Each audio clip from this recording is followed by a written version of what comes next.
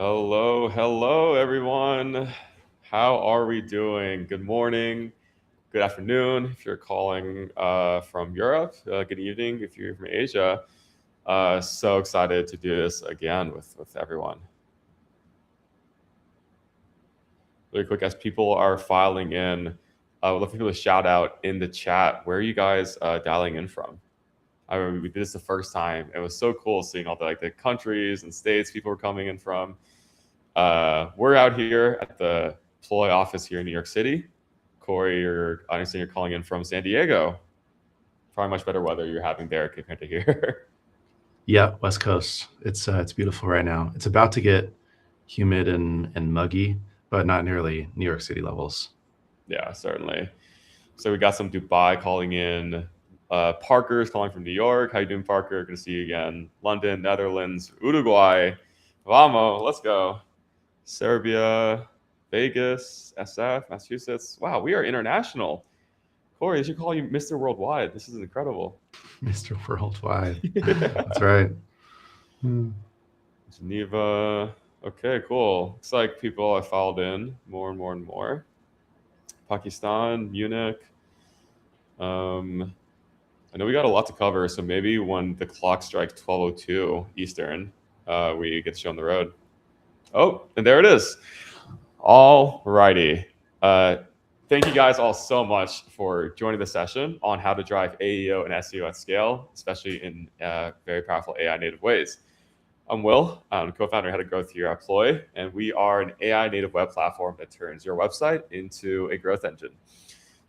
Some of you might be, Ploy curious, some of you are Ploy power users, but today we are going to really focus on AEO and SEO, very good growth channels. And Corey's a perfect person to talk about with this. He's a really special guest. So, Corey, why don't you say a few words about yourself and the work you've done? Yeah, sure. Thanks for having me on. So I have a couple companies, CEO and co-founder of Conversion Factory. We're a B2B SaaS marketing agency, super AI pilled. Back in January, I created the Marketing Skills Repo, the most popular open source repo for AI marketing skills. Bootstrapped a couple of SaaS products. I have a newsletter, Swipe Files. I'm just obsessed with marketing and now the technical side of marketing as well. And so super stoked to be sharing some of the skills, some of the workflows, even demoing things in Ploy as well. Love MarTech. And so I'm excited to dig in. Yeah, why don't we dig in then? So we have a lot of things that we want to cover today. So first off, we're going to start off by talking, high level on SEO and AEO, how the rules of the game has changed, as well as the playbook to win it, and what's our take on a strong recipe for winning the new game. After that, we're going to talk about 3 actual live workflow demos that Corey's going to drive. Really excited about this. This is going to be the meat of what we go over today. These are workflows that are actually already packaged as Ploy books in Ploy, and also skill.md files inside of Marketing Skills. And so right after this webinar, you guys can actually go out and clone the Marketing Skills repo and use it in your own business, or sign into your Ploy account, go to the Ploybook section, click into the library, and also just immediately use these same workflows for your own business. After going through those 3 workflows, we're going to talk about some high-level takeaways about the workflows that we covered, and our frameworks for winning these channels. And we'll finish with some live Q&A. It's going to be a really fun time, and yeah, there's a lot to cover. So let's go to the next slide. So AEO, SEO, as I'm sure everyone in this webinar knows, are at a pretty big crossroads. The game has changed a lot from 5 and 10 years ago. And as a result, the playbooks to win have changed with it. I mean, Corey, you live and breathe this on the front lines every day through the audience newsletter and the companies you partner with. What are you seeing on the front lines? Yeah, I mean, a lot is changing. I feel like from an engineering perspective, everything changed back in December with Opus 4.5. From a marketing perspective, I think that we started to see a big shift in March, where it was like, hey, click-through rate is down on ads, and impressions and clicks are down on Google search. And there's this massive shift happening in consumer behavior, in B2B buyer behavior, just buyer behavior across the board, the way that people are looking for products, buying products, evaluating, educating themselves is changing. And I think for a long time, SEO was basically like it was a resource game. The big guys can throw a lot of money at links, at engineering for creating all these pages at scale, for design, for even just the web architecture in general. If you wanted something like schema, it was like, oh, this is an engineering problem now. Whereas now with AI democratizes everything. It makes everything so much more accessible, cheap, fast, affordable. And so it's, for one, it's leveling the playing field a lot. It's also commoditizing a lot. And I think that the playbook is just shifting, and we don't want anybody to get left behind. I'm not trying to be like the FUD guy, but it definitely has to be something that you think about and is top of mind for you to be intentional about implementing.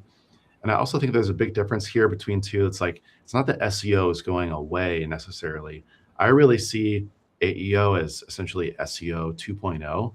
And I think they're actually both kind of converging a little bit as well.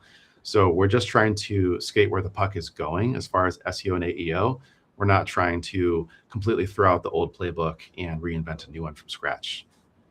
Yeah, I completely agree. I mean, I think we all saw that report from Google that basically said that, hey, good AEO is essentially great SEO. And a lot of the hygiene and legibility and the content you push out carries over between two channels. And the other thing you talked about as well around, on one hand, you have technology democratizing, these channels, these tactics, making them accessible to everyone. But then on the counter side, when that happens, when everything gets commoditized, it also gets a heck of a lot more competitive. Cost per click rises. You're seeing all your competitors starting to put out content as well to, rank higher on the same unbranded terms. Corey, when you look at, obviously, you have a ton of companies. I'm sure some of them might even be competing with each other that you work with. What does a winning playbook usually look like? And what is the winners doing differently from the losers? Yeah, I think honestly, one of the really big things is just quality. Quality is everything, especially now. There's really no excuse. I think that before, people were, especially in the early days of AI, we started to see this where it's like, oh, now I can, use ChatGPT to create like 100 blog posts, and I'm going to do this like auto blogging, programmatic content kind of thing. It's like, yeah, but the content sucks. And then they're like, oh, shoot, why didn't all my blog posts work that were just, all the slop that was generated? The AI has come a long way since then in the last 2 years, I would say, especially for content generation. And again, merging into this like engineering side of things as well. And so there's no excuse for putting out poor quality content for any purpose, but especially for SEO and AEO. I've seen a lot of graphs that, they go up and to the right, and then they kind of plateau, and then they go down and to the right. And it's just like roller coaster. Oh, like we're doing something right, and then no, we're doing something really, really wrong. And I think that those are all indicative of people trying to take shortcuts that are not prioritizing quality. And to me, it's so baffling because it's like, hey, you have this like supercomputer intelligence that now you can put things out that are really, really high quality. So like, take a few extra hours to publish something that's really, really good. Like, don't put out slop, right? And so that's definitely not the thing that we're trying to talk about today is like, hey, here's just how you scale things mindlessly and push a couple buttons, and 5 minutes later, snap your fingers and you have perfect SEO and AEO. No, this stuff takes time, quality. We're going to show some of the workflows here. In particular, I think that companies really, really need to lean into what AI can't do natively, because AI is generative, it is non-deterministic. It tends to hallucinate, for example. So you really want to lean on things like starting from your own content. Go from like a meeting transcript, or go from some notes that you took on your walk. Go from a brain dump that you just recorded yourself on your phone. Go from proprietary data that only your company has access to. Go from some proprietary research that you went out into the market and syndicated, or you did surveys, or you did research, or you did interviews, right? Those are the kinds of things where you really want to instill your unique voice, your unique perspective, your opinions, your unique facts and statistics. And you're really like the competitive edge now in AI, particularly when it comes to quality of content, is your data. It's like, what can you bring to the table that no one else can? That's how and why you're going to win. Yeah, I think a lot of the marketers really relate to, like, in the old days, like some of your best campaigns came from those late night notes app dumps that could only come from your sleep deprived, brain. But it almost feels like a skill that people have forgotten. I mean, Yeah. I studied computer science in school, and I started from an engineering background. And the axiom back then was always like, hey, before you automate something, do it manually a few times to really understand like how to do it great, what excellence looks like, before you put it on like a loop that just goes and goes. Because if you're starting from like a bad seed and then you're building systems to automate it and do it at 10 times the speed, at 10 times less the cost, you're just becoming worse, faster as opposed to being better and better. And I think what's really cool about this framework that we're sharing about starting from your own work, like what's your unique alpha, what's your brand, unique voice, using what you know, but then codifying it to scale it up afterwards. You'll see the same framework reflected in the skills and workflows that we're about to show. Starting from something unique you made, and then figuring out how do you amplify that and how do you put it in front of the right people at the right time to actually drive traffic and conversions. And then once you have this foundation set up of the context, then you're ready to actually go deep into scale. And so Corey's about to show 3 actual workflows that exemplify that. And like I said earlier, you can take home and start using. So the first 2 are going to be in Ploy, and the last one is going to be in Claude Code. You'll see we have one around first-party content repurposing. This is all around syndicating the great content you're creating across multiple different channels. We have a second one, which is probably what a lot of people came to this webinar looking for, around programmatic SEO. How do you actually conjure up that swarm of content that's really going to move the needle in your numbers? And last but not least, we have some surgical landing page creation when those conversions really matter. Before Corey jumps in and shows the workflows, I actually want to share my screen really quick and give a quick walkthrough on like, hey, how does the Ploy UI look for people who may be less familiar? That way you're not getting lost when Corey starts cooking. So really quick, this is the Ploy overview. This is actually the workspace that Corey is going to be operating in. And so we've already started off by slurping his website. So we've scraped all the assets from his site, and we've also distilled that unique brand voice of Corey's into the brand guidelines. So we have his overview, the color systems, the typography, font size, type, scale, tone of voice. This is exactly the kind of brand codification and the first party uniqueness that you need to have before you start creating stuff at scale. But once you have this context foundation, then you can start cooking. In Ploy, you can cook inside Ploy chats. In Claude Code, you cook in a Claude Code instance. You'll see Corey demonstrate a little bit of that in a second. And then once you have your repeatable workflows and skills, and something else we're talking about, which is the value of rolling one-off prompts into templatized skills. In Ploy, these exist as Ploy books, and these can get triggered via webhook, or can even run on like an automated schedule. So you can have like a weekly thing that publishes 3 SEO pieces. That's some advanced ploying around though, and if you have questions about that, we're happy to answer that in the chat. But that's pretty much a brief overview I wanted to give. Corey, why don't you take us away, take us to the gold mine? All right, let's do it. Let's jump in, see if I can get the right screen shared here. All right. Can you see this okay? Yeah. Cool. All right, so let's jump right in. Again, I'm like super stoked to show this because when Will and I and the team with Bryant and Eliana were talking about like doing some collaborations together, I loved their idea of building these Ploy books, which are essentially taking subject matter experts' experience and SOPs and playbooks and turning them into something that you can natively use in Ploy. So this Ploy book, we'll go through a couple here, are derivative of my marketing skills, which are the open source GitHub skills that you can use in any AI agent, Claude Code, Codex, Cursor, so on and so forth. I just want to show you a little brief preview here because I think this is like such an amazing idea, and just shout out to the Ploy team because this is a really like golden idea and I just love it.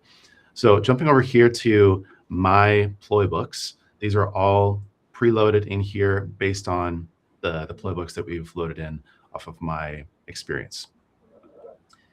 And I think it's important to remember too, like a skill is just a markdown file in like a folder with a couple of other references, which can be like scripts, other markdown files, templates, things like that, right? So a lot of this, what we're doing is we're just giving the AI super, super specific instructions. So this first workflow we're going to go through is around content repurposing, because again, I think that one of the big things that we can do now for creating quality SEO and AEO content, where you really want to inject your opinion, your voice, your unique point of view, proprietary data, is just taking and building content from somewhere else. This one in particular is going to be taking content from a video, for example. And so I think this is a really, really easy starting point for most people, where maybe you record yourself, maybe you have meeting notes, maybe you're like me and you're starting to build out like a YouTube strategy, and so you're recording these long form videos or even short form videos. And now instead of doing the work twice, you just want to take all the work that you've already done into producing a video and now turn it into a bunch of other types of content. And that can be beyond even just SEO and AEO. That can be newsletters, social posts, so on and so forth. We can get a preview here and we can see essentially all the texts and instructions that are going to be going over to the agent. So what I'm going to do is I'm going to be in this playbook.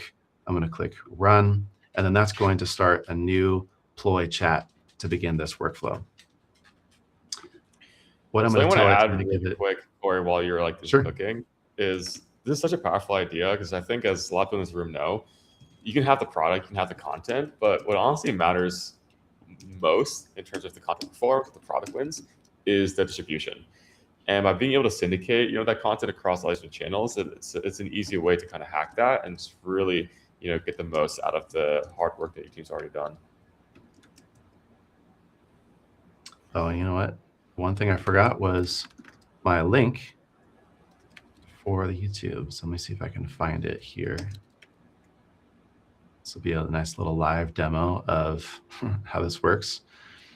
So I'm just going to go to my public YouTube channel for my business Conversion Factory, and I'm going to try to find that same one that we used earlier. Here we go.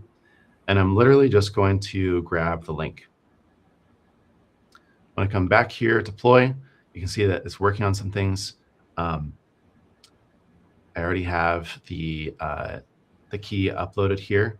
And so I'm going to use the Gemini one that Ploy already has preloaded. And I'm going to give it the link because Gemini is integrated into the Google ecosystem. It has access to YouTube. And so this way, oh, it was asking me for the key. I might have to go grab the key really quickly, and or I'll switch to a tab where I have this preloaded. Yeah. Let me go up here. I'll rotate this later, but I'm going to give it the YouTube link, and then it's just going to go and grab the transcript. There's a couple of different ways that this works. I'll kind of explain how this skill works in particular. This is actually from the Maker Skills repo, which is my secondary repo that has a bunch of these meta kind of skills for doing things that are not just marketing related. But the skill that this was based on was called Watch Video. What I found myself doing over and over again was asking Cloud Code to go and grab the transcript and analyze the frames of a video, because I don't want to watch a 30-minute video just to try to turn that into some content. I'm trying to get as many things off of my plate and onto AI's plate as possible. And so because Gemini is integrated into the Google AI ecosystem, it can go and grab everything from YouTube and then pull it back in for me to synthesize and rework into other types of content. Let's see, there's my API key for everyone to steal. I'll rotate that a little bit later because that happens every time you do a live demo. Once it processes the transcript, it'll kind of turn it into a summary and pull out the main themes. And this way we'll have a good basis for creating this content. So we can see here that's pulling out the main themes. Hey, skills turn expertise into executable workflows. Your product context should come first. That way the AI has all the relevant info about you and your business and your product. Distribution, The interface is the bottleneck, right? We have all these like really spiky points of view that are things that are going to obviously be from me and not from AI. These are all things that are like, hey, this is unique content, unique point of view, unique voice. Once I have this and I have these outputs, now I can ask it to go and create the landing page and the newsletter or whatever other kinds of content that I want to create. Again, we'll get into in the other one about like programmatic SEO and creating pages at scale. But I just wanted to show this workflow as like a generic kind of template where you can put yourself in these shoes and be like, okay, what I'm trying to do for SEO is X. And so I can transpose this kind of workflow for X or for Y or for Z. Fill in the blank for whatever kind of workflow that you want to do. Here in Ploy, I'm going to ask it to build out the landing page and the newsletter and turn this synthesized transcript into the summary, now into the landing page and the newsletter. And it's important to do the workflow like this, I think, where we're kind of pushing it to do things step by step, because this is the way that we're going to get the highest quality output.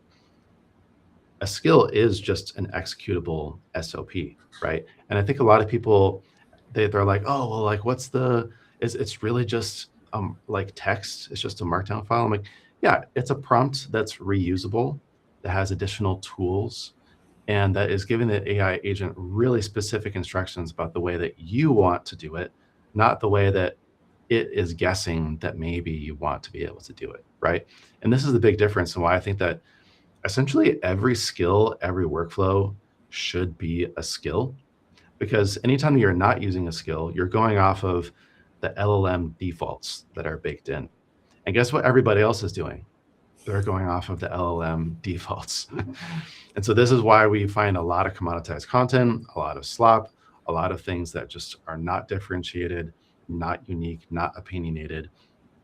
So by going through this step by step, especially starting with something that is proprietary, that is native to my own point of view and something that I did, a video, a meeting notes, a transcript, maybe even just like a team brainstorming session, right? Or maybe an interview with a subject matter expert or your boss or someone else in the company that knows more about you do than on one particular topic. I'll jump ahead to how this completes. But as we're seeing, like the agent is just going step by step and it's following the instructions of taking this raw material and now forming it like someone would with like pottery into something that makes sense, right? We're taking this like chaos and we're turning it into order. So let's jump over here to the finished product. So it went and created a couple of different assets here. Number one is going to be this landing page. Let me see if I can jump over here to this first one. Nope, that was the wrong one.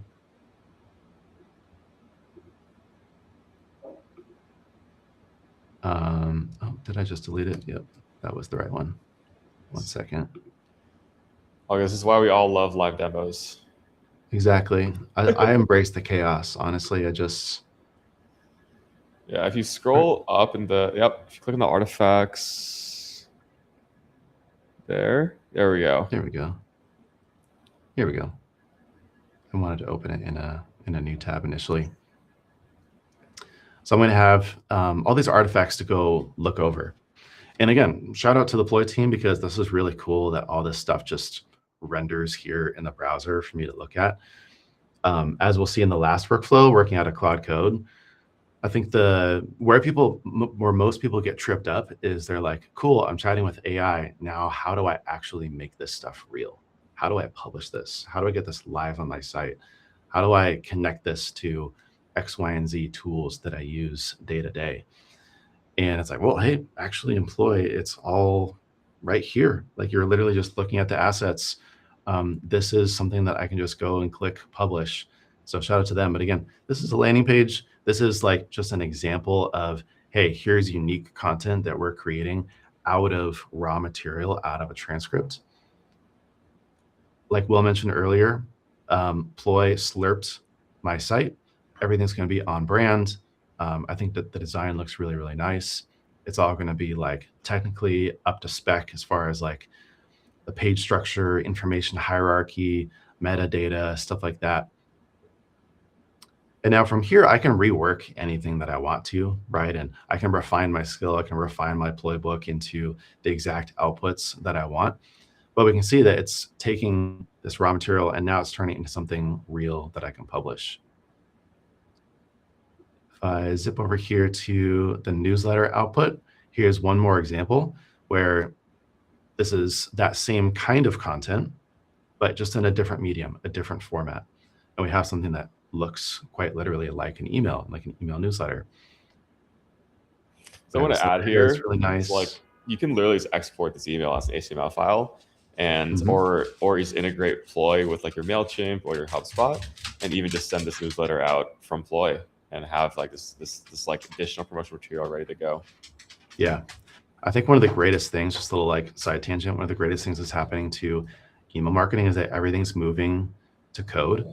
Like for a while, we were stuck in this like WYSIWYG builder designer drag and drop era that like, yeah, that just didn't work very well and was really hard. And so like talk about resources as well. All of the big guys, because I used to work at a like an enterprise level email marketing software platform, and all of the big guys are custom coding, custom designing every single email daily. And so you don't want to like have to compromise that quality in order to just get things out the door when you want to. Now that everything's moving to code, it can generate things like this that look really, really nice. This is a more like B2B style of email, right? But imagine you're in e-commerce, you're a small business, no matter what style you want, no matter the multimedia, images, so on and so forth, that can all be accommodated. With the classic big hero, big headers, the cards, the images. Right, exactly. And it's all going to be customized per the email platform and all the little nuances of how they get rendered in the email clients, a bunch of jargon that, you know, nobody really cares that much about. Okay, so I think that kind of takes us to the end of this first workflow. Will, am I forgetting anything? No, I think let's go into the next one, because I think this one is going to take a little bit more time to explain. Yeah, cool. All right, let me move over here. Let's go. Oh, sorry. Let's go back to my playbooks, and I'm going to open this in a new tab. I'm going to move this over so I don't get confused about what I'm working on. Let's do one more. There we go. Okay. Here's another one. This one is based off of my marketing skills repo. It's the programmatic SEO skill. Again, one of my favorite strategies and tactics that it was really actually one of the first things that I thought of when I started to realize just how capable AI was becoming for AI or for marketing and all the possibilities of what you can do now. Merging engineering and marketing, like this is awesome stuff. So we can see the preview here. There's a lot of different phases, right? We have lots of different resources, even like eval scenarios, things like that. I'm going to click run and then start to prompt it on what I want it to do. I'm going to give it a second here to spin up. And then I'm going to say, help me choose the right strategy from the 12 playbooks and make a recommendation.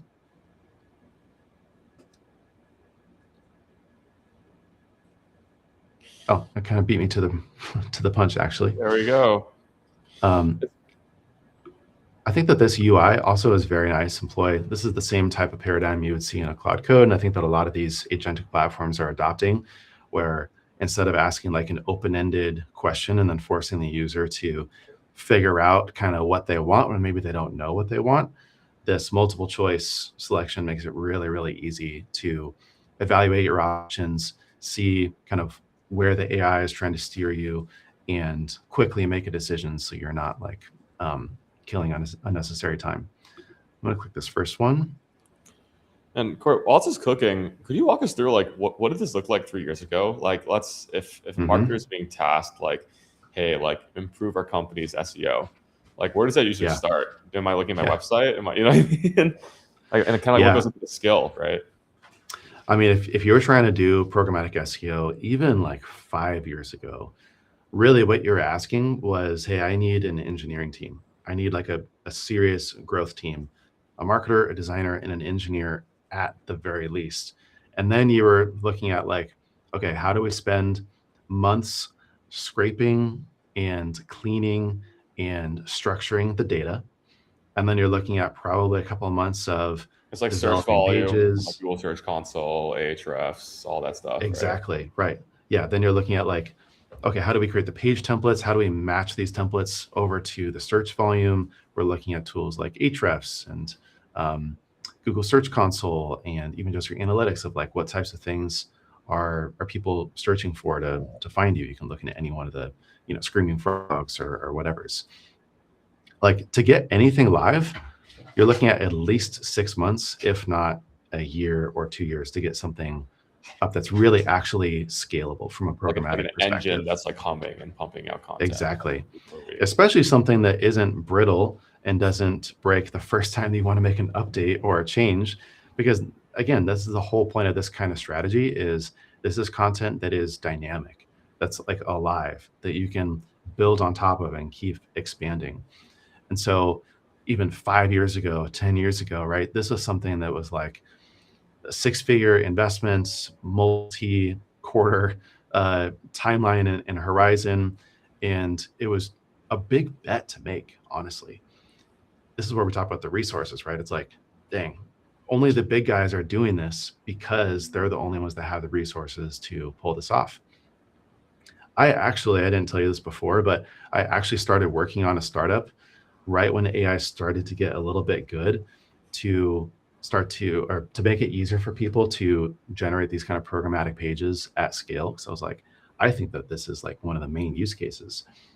And then AI got so good at it, and like especially the page generation part of it, I was like, oh, like my startup is dead. I'm going to work on other things now.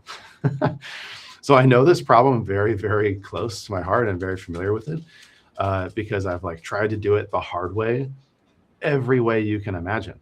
Try to do it myself, try to do it with AI early on, try to do it with a whole team. And I've executed on this several different ways, and nothing even comes close to how well AI helps you do this quickly and at a high quality. Again, this is one of the areas where people get in trouble, and they're tempted to, let me just button mash, accept all, get something out there, and then I'm going to wait and see if my organic traffic goes through the roof. And even if it does, then it's probably going to come back down. And that's just because they're not prioritizing quality from the start. Yeah, like what's the risk of actually doing this poorly? Like I know like there's like you can get like penalized by the powers that be, but like numbers wise, like I mean the penalties are really severe because it's kind of one of those like shadow ban type of situations, right? Where once Google recognizes that you're trying to game the system and you're putting out tons of content that is not quality, even all of your quality content is going to start to get deranked and rank lower. And really you're going to be like digging yourself out of a trench for a long time. I really have not seen personally any company recover from poorly executed programmatic SEO. Again, I don't want to be the FUD guy, but it's like, guys, you have to know what you're getting yourself into. And there are consequences to some of these things that are executed poorly where, you're going to be penalized and your organic traffic is going to be absolutely shot. And this isn't something you can just like pay your way out of necessarily. It's really like a time game. And that's really like time is everything, especially in startup land. You know what I mean? Like a year is a lifetime when we're talking about missing organic traffic. It's almost like a credit score, or it's like, it just takes like one thing to tank it down by hundreds of points, and then you have to wait like 6 to 12 to 8, long time periods for it to cool off. Yeah. I mean, even just when you're doing things right and you're waiting for Google to index your pages and you're sitting there going in Google Search Console, request indexing. Oh, there's an issue. Okay, let me go update my schema and then request indexing again. Like that feels like it takes forever. So doing it right takes forever. Doing it wrong and then trying to right the wrong takes 10 times longer. Yeah. Well, it looks like we cooked up a little strategy document here. What's going on? Yeah, so we got the strategy doc. It's giving us a little summary here at the top. And now it's actually justifying why we should go and execute against this recommended strategy. It's doing real keyword research, which is awesome, using a tool called Data for SEO. So I get this all the time. People are like, wait, can't ChatGPT just do keyword research? No. Where do you think that data comes from? Like, somebody has to go and collect it. There's these providers like Data for SEO, Ahrefs, SEMrush. There's a few others out there, right? But you definitely want to make sure that you're actually targeting real keywords based off of real search volume, because otherwise everything else is going to be off, right? This is the entire point of doing SEO and AEO at scale is that we're actually able to cover a broad range of keywords, and that's going to result in the organic traffic. So it's listing it out here in a table for us, which is great. It's giving us some analysis of the search results for some of these keywords to kind of take note of, like, all right, for the pages that are ranking, these are the reasons why they're rankings. These are the things that we probably want to include on our page. In my skill for programmatic SEO, I've identified 12 playbooks that I've seen. So 12 different ways that you can execute on programmatic SEO. Again, this is from my own experience. Maybe there's 13 or maybe there's 9 in your view. Like, these are just the 12 that I've come up with and how I've kind of tried to create these buckets, because really you can execute against multiple programmatic SEO strategies as well. Like, there's no one end all be all programmatic SEO strategy. Each one of these probably is going to have its own unique set of keywords, its own unique URL structure, its own unique page template and layout. The content is going to be different because the search intent is going to be different for each one of these. So it's outlining the 12. It gave us a recommendation for which of these, and it's recommending this glossary approach. Now, I'm actually going to tell it to go for one of these other ones. I think when it initially said it, I thought it was doing something else. So I'm going to say, actually, let's do the personas playbook actually, and I'll let that work, and we can continue looking down here. But yeah, now it's making an outline for, like, hey, here's how we're going to plan to scrape and organize the data. Here's our internal linking and indexing structure. We have these really, really clear rules about what to do and, again, what not to do. This is the kind of stuff that makes the difference between slop and things that Google actually loves. Google does not hate programmatic SEO. Google hates poor, low-quality content. It doesn't matter if it's programmatic or not. Again, going back to our early example I was mentioning about, like, auto blogging and people just being like, oh, I can use ChatGPT to make 100 blog posts from ranking Google. It's like, no, Google has always been against low-quality content. Google's always loved high-quality content. And if that high-quality content just happens to be programmatically generated, which in a lot of cases for these playbooks, they essentially have to be programmatically generated. We talk about, like, product templates, for example. How are you just going to manually create each template? Like, a template is structured and organized.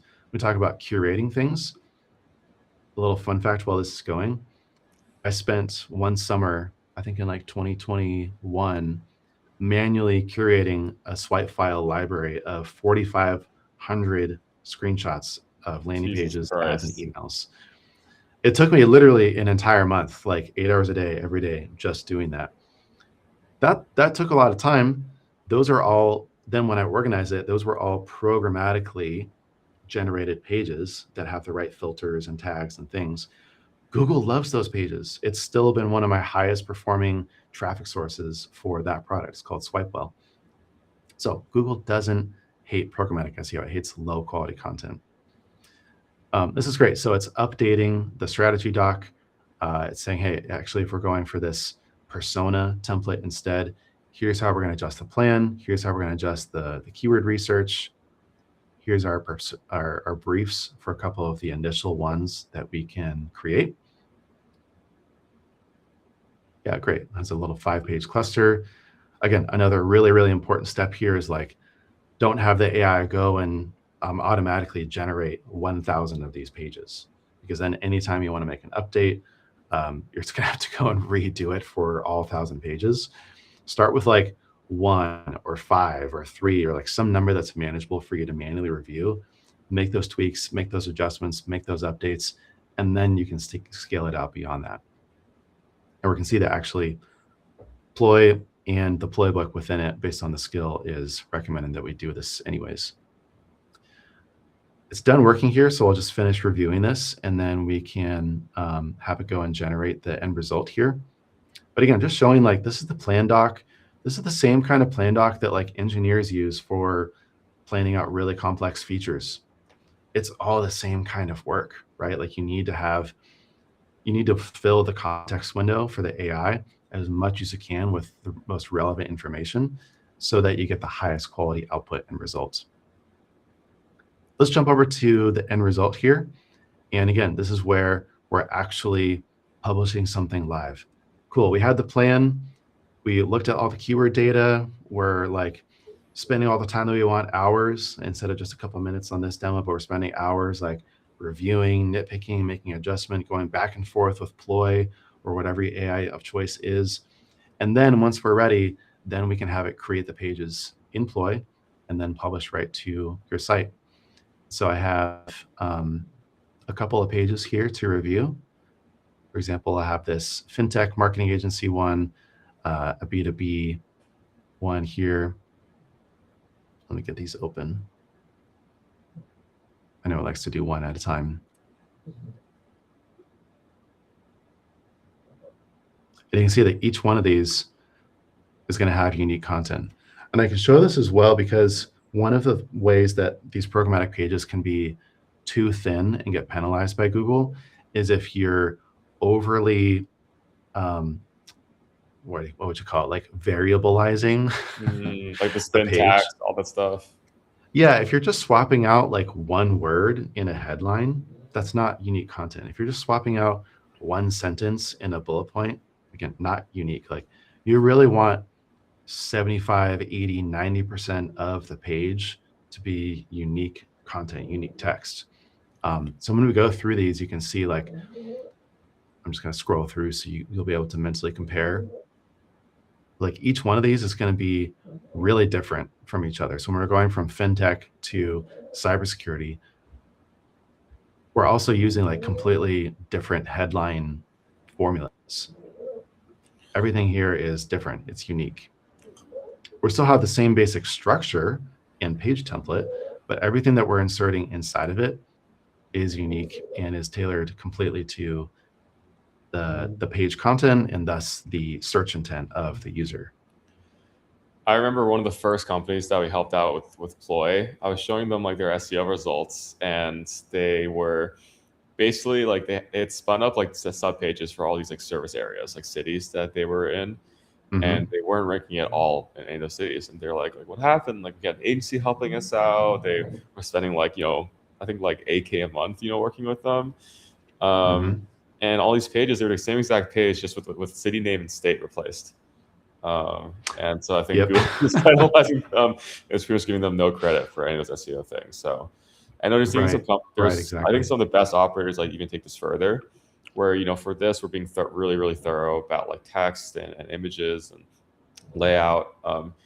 I think one of the coolest teams that's like cooking with AEO and SEO on Ploy is like the Clay team, where they even have different like dynamic animations and interactive components within each of their blog posts. It's really incredible to see.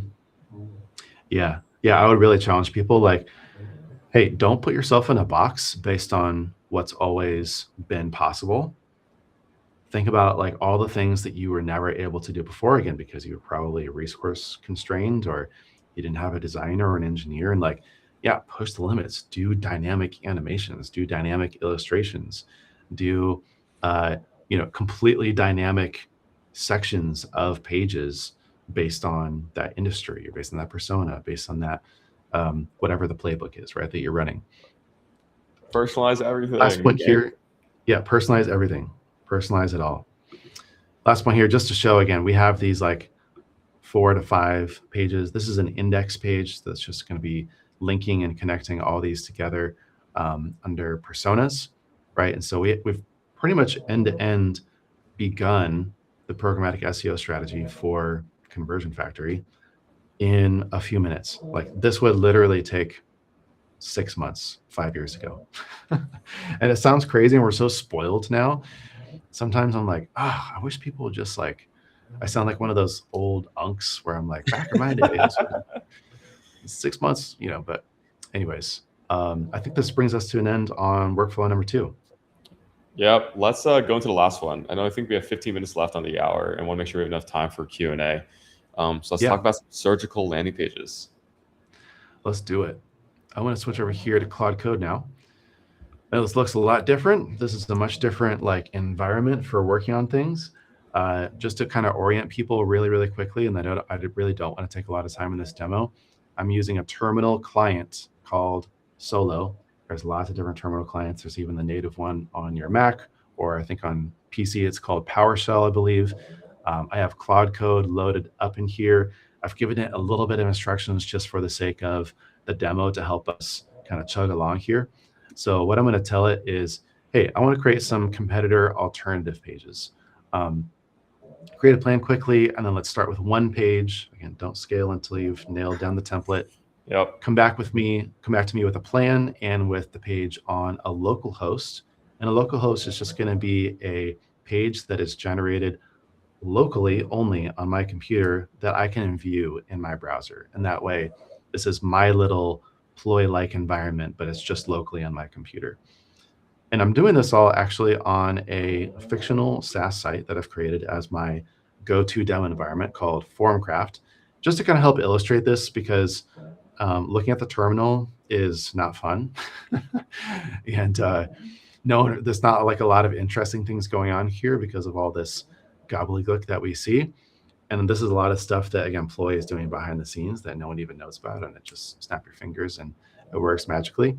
But if we were to do this outside of Ploy, this is, again, the type of way that you can do this yourself in Cloud Code and Codex and Cursor, so on and so forth.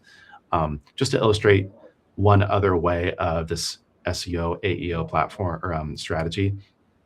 The reason why I'm telling it to do these landing pages for competitors is because, again, I think this is one of the really, really important things for SEO and AEO going forward, is anything that you want the agent to have information about you on, particularly when it comes to bottom of funnel search queries, you want to dictate the narrative. You want to feed it all the information that it needs.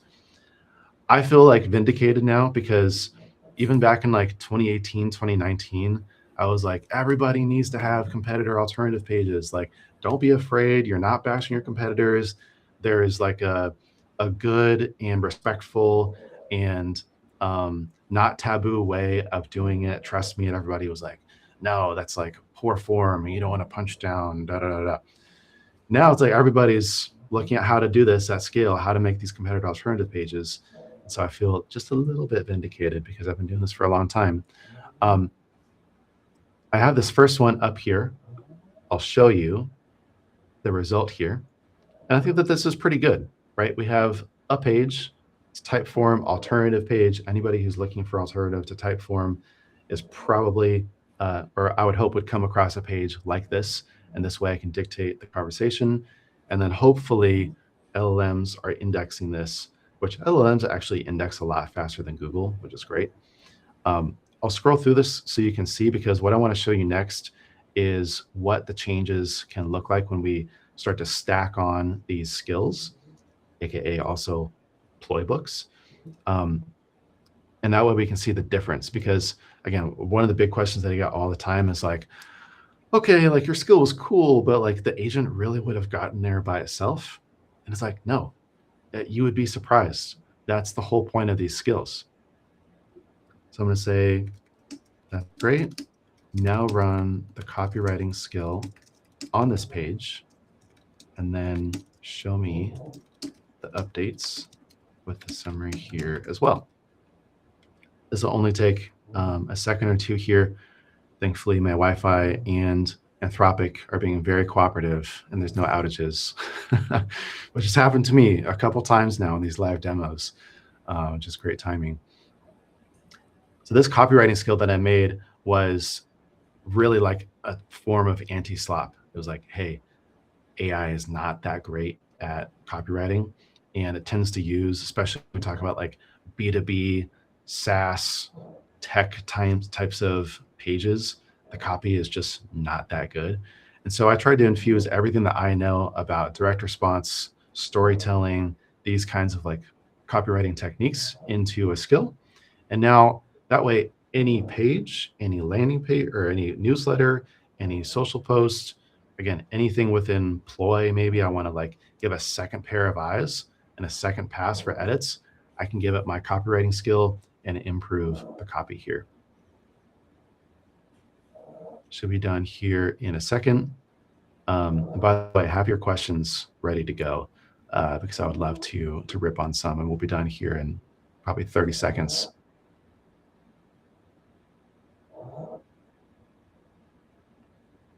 A lot of fancy stuff that the agent's doing behind the scenes.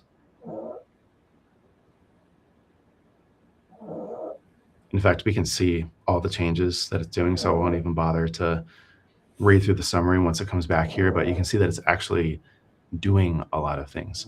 And I don't think that this is bad. Oh, here we go. It's already updated it. But now we can see that there's like a lot more human-like copy. There we go. We're not trying to be like overly clever. We're not trying to, be too fancy with it, but we're just trying to not sound like AI. And again, this is my copywriting skill. If you want to create your own ploy book or your own skill based on your voice, your copywriting style, your rules, like I like using the M dash, sue me. But if you don't want to use the M dash, change your ploy book, change your skill. And then every time you create something, it sounds and looks like you. It's your unique content. All right, folks, I think that is it for this workflow. Gosh, I think we've made pretty good time. I don't want to like pat myself in the back, but I think that we accomplished our goal, and I'd love to go through some Q&A. Let's do it. I'm seeing Drake ask, are we going to be emailing you a link to the recording? Yes, we will. Jeff Bayless is asking, at what point do the number of website pages become quote unquote ridiculous? Corey, what are your 2 cents here? No such thing. No such thing. It all depends on your keyword data and what kinds of strategies you're going off of, right? And so obviously you don't want to put out any slop.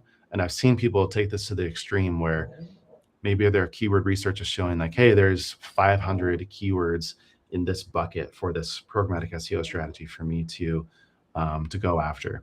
But then they kind of take it to the logical conclusion and they're like, well, I'll just have the agent generate 2,000 and then we'll see what happens. It's like, you didn't need to do that. It's not ridiculous, but I have seen some strategies where people weren't basing it off of keyword research. Yep. And then they literally went and created like 40,000 pages. That's ridiculous because it wasn't based off of any strategy in the first place. However, we see a lot of these big startups and marketplaces like Zillow or DoorDash or these like global big startups where there is a ton of keyword data, and you're going to see that they sometimes even have like hundreds of thousands of pages. There's no such thing as ridiculous, only depending on your own context and situation. Yeah, just to add more here, Google doesn't have any explicit rules around like too many, pages. Of course, we're all familiar with a bunch of famous websites that have, hundreds of millions, of URLs associated.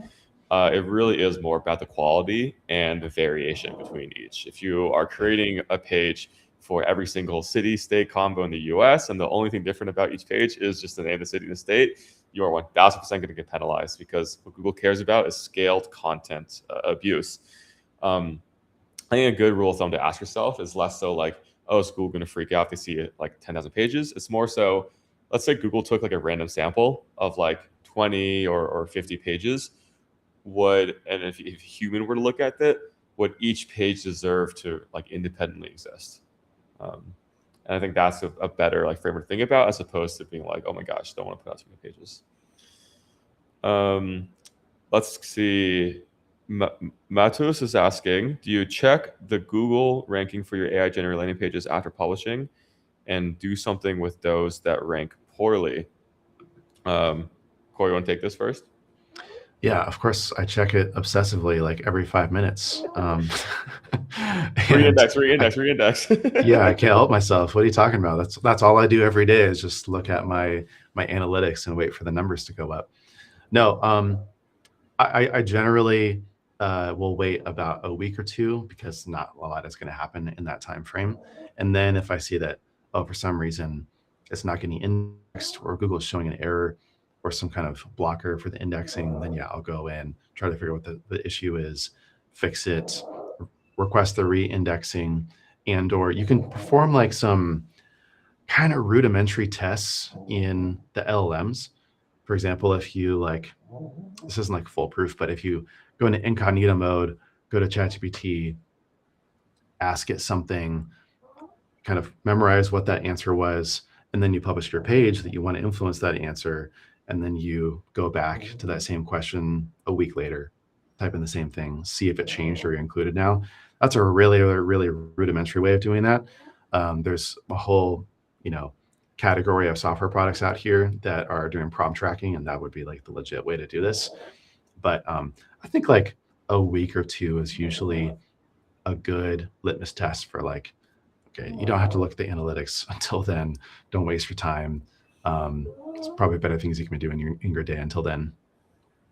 Awesome. Evan's asking, do you have any recommendations on building out unique copywriting skills? Yeah, base them off of your own experience, base them off of like your own rules. I think that a neat little trick that I learned a while ago when I first started using AI, this is true not even just for Claude Code, you can do this in ChatGPT, you can do this in Claude Chat, is when it has a lot of history for you, it can go through and look at past chats.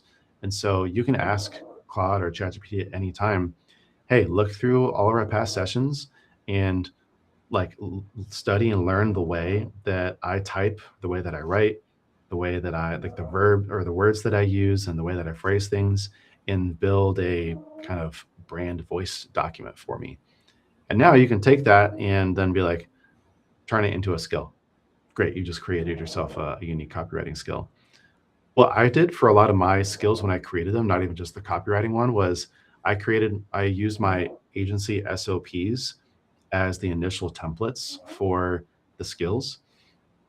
So anytime you have something that you're curating or saving for yourself, a swipe file, an SOP, like a user guide, something that you would use for yourself to reference or to hand to somebody else that you hire or delegate to, that's always great material to hand to an agent to codify into a skill. Yeah, plus 1,000 to that. Starting from that basic content you've already made is probably the best way to have it be unique. I think that thing you talked about where, hey, you can actually even use the agents to help you make a skill. I think that's actually like a really big unlock for a lot of people.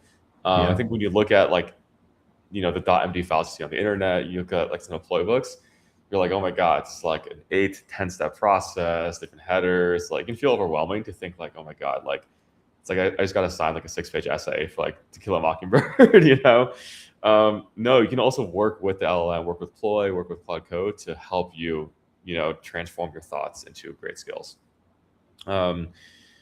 Ian and Uzair are asking kind of similar question, which is, how does Ploy play along with existing web platforms?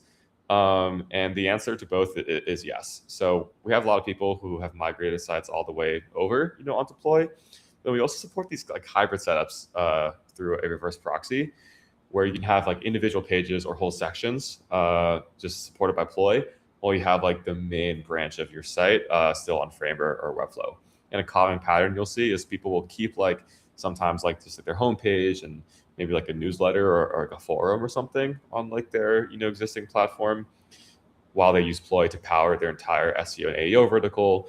They'll use Ploy to power their entire APN motion, which is something that we'll talk about in a sec. Or they'll use Ploy to power, a bunch of all their landing pages for their search ads, social ads, so on and so forth.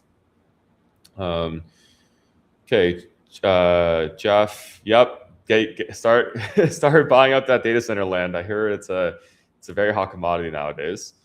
And Hari is asking, can we get a transcript to this call? I think, yeah, I guess we would probably just take the recording and put it into a Ploy book and get the transcript. Yeah, exactly. I was like, use the watch video skill, use the playbook. There we go. All right, it looks like there's no more questions to answer, and we are right on time at 1 p.m. This is pretty unheard of in the webinar world. Corey, are there any last thoughts you want to finish off with? No, I'm happy to answer any other questions people come across in my DMs. I'm at Corey Haines Co on Twitter or X. On my websites, you can check out the marketing skills repo at marketing-skills.com. Yeah, I'm happy to help anybody. Do some light consulting as well if you like really need some help for like getting your team AI pilled, setting up these kind of workflows for yourself, using Ploy in your business. So hit me up, let me know. Yeah, and if you're already on Ploy, if you're a Ploy Power user, again, all these workflows are available now as Ploy books in your library, so you can go and start testing them out. And then if you aren't on Ploy yet, if you're trying to learn more about how we play along with Framer, Webflow, or how to actually how we bring these AI transformations to websites and turn them to growth engines, sign up for a demo at ploy.ai/demo. And me and my team would love to meet with you and help you guys through your roadmap. Awesome. I think we'll wrap. Thank you guys so much for tuning in from Brazil, from Uruguay, from Europe, from all around the US. It was a pleasure. Last but not least, we're turning this into a series. So 2 weeks from now, we're going to be doing another webinar focused on running account-based marketing at scale, creating pages to fuel outbound motions, to improve hold rates on your demos, compress your sales cycles. And we're going to be doing it with one of the strongest AI native outbound machines in the country, I think. It's with the VP of sales over at Avoca. So keep an eye out in the emails and afterwards to RSVP there, and have fun, ploying around. See you guys. Thank you for having me. All right.